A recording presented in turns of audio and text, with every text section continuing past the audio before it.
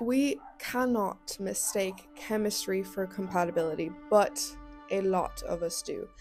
Have you ever wondered why there are so many people in relationships and they feel this intense connection with the person, even though looking from the outside in, there's clearly no compatibility, there's clearly toxicity, there's clearly something not right about the relationship?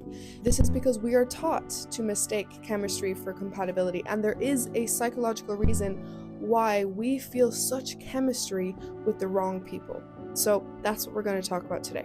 First, my name is Naomi Dunn. I'm an inner work coach and EFT practitioner. I offer one-on-one coaching, including Zoom calls and voice note coaching, and that can be booked down below. It's very detrimental to live on autopilot where you mistake your chemistry for other people as compatibility, as this being your soulmate, as this being the person that you're supposed to be with because you feel all these heightened emotions. But the problem is there's a very real and psychological reason why we feel intense chemistry for the wrong people. And this chemistry, of course, is going to be mistaken as something that you should pursue.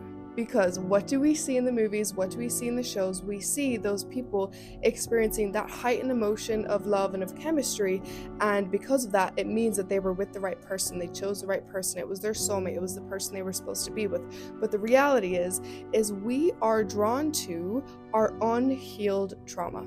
If we have unhealed trauma, if we have wounds inside of us that have not been dealt with, we will be drawn to people who bring up those wounds and that trauma, and we will be attracted to them and we will mistake that for chemistry.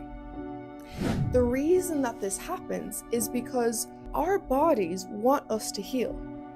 Our subconscious mind wants us to heal and to overcome the wounds from our past, most likely from our childhood, where we were hurt, where we were neglected, where our needs weren't met.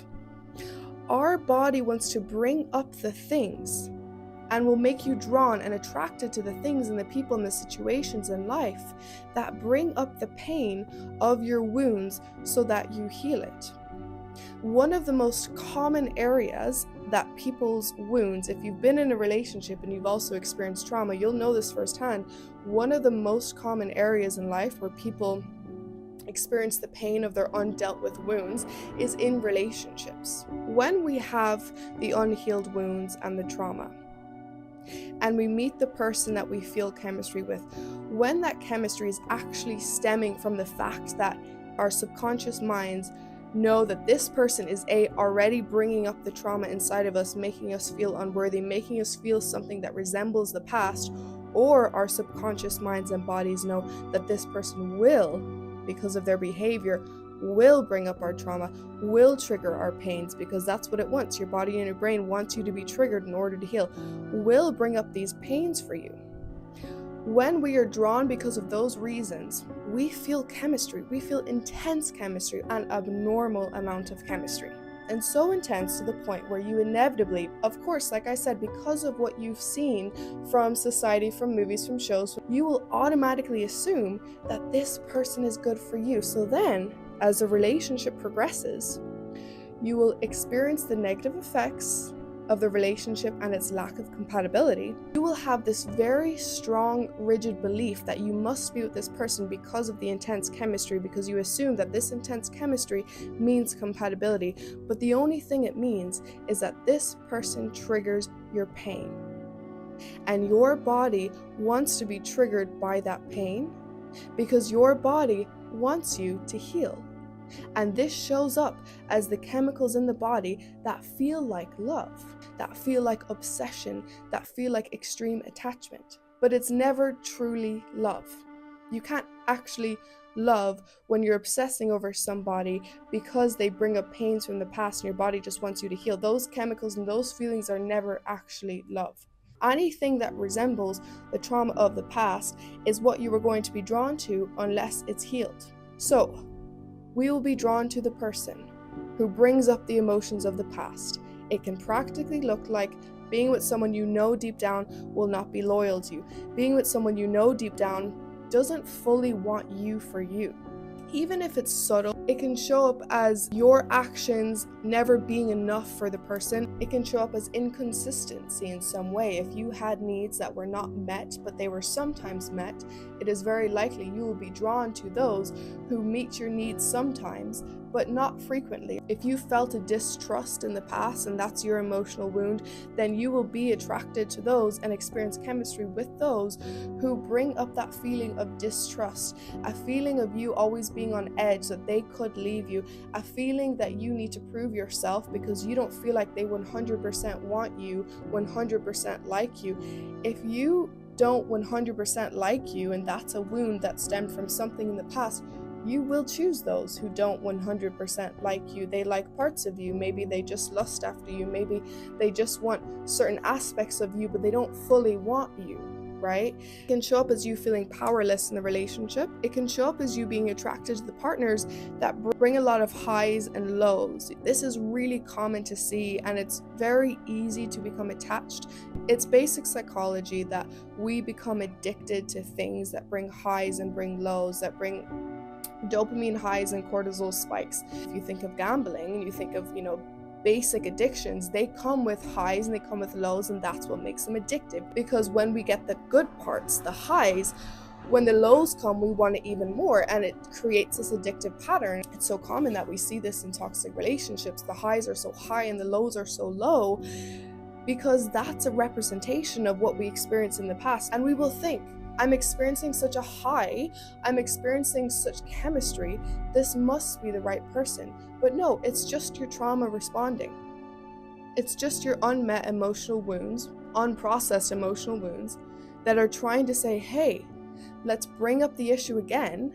The subconscious mind wants to bring up the pain from the past again, so you actually deal with it this time. You see, this is very sad because it inevitably creates detrimental effects when we are on autopilot and not seeing the situation for what it is.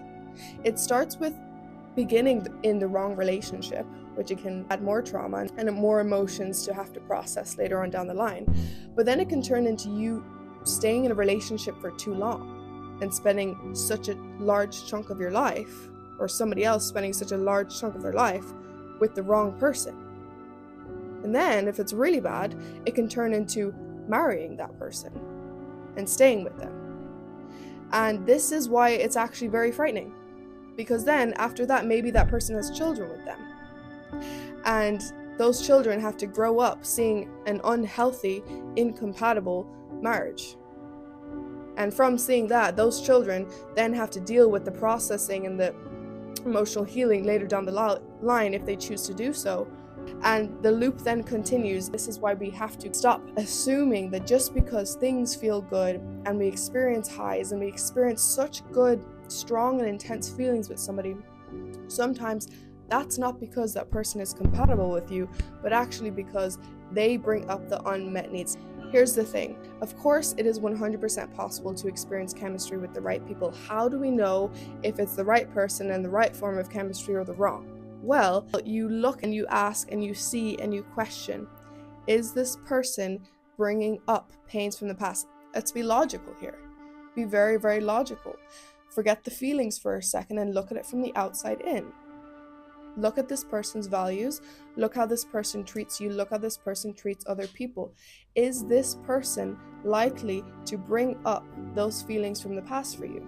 Has this person already shown signs that they are bringing up those feelings inside of you? Are they showing signals of it? Or are they being healthy? Are they being respectful? They don't need to be 100% perfect. Is this somebody that your friends and your loved ones can say is healthy and good for you? Or is it just you who's saying they're healthy and they're good for you? That's what we need to look at.